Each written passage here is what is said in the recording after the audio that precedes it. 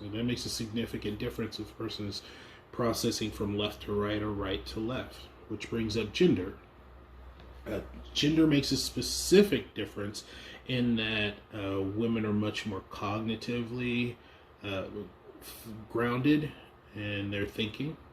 They, generally speaking, think from left to right. They think in a fashion that is cognitive first. And they initiate thoughts on the left side of the brain and the cognitive processing area, whereas men, just the opposite, from right to left.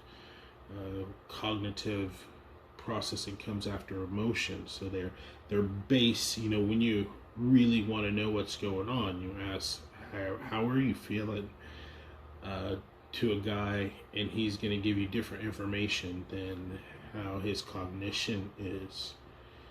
Well, hopefully, if he's emotionally mature.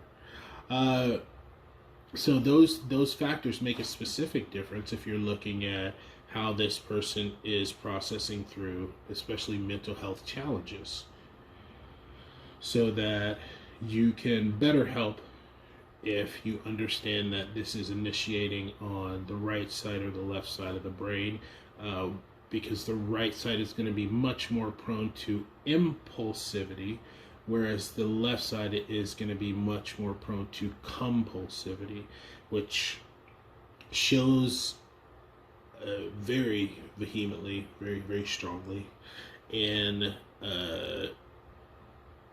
things like ADHD, how girls are often missed in the diagnosis or underdiagnosed because they have cognitive initiation of the same process, but it's going from left to right. So they are much likely to be compulsively sitting in the back of the classroom, just off in dreamland in their left brain, whereas the boys up processing through that same stimulus, through physically letting that energy out, getting up, running around the classroom, and now they're quickly diagnosed. Where honestly, there are a few interventions that if you just made some adjustments, it would probably catch both of them much more readily. But we'll talk about that later.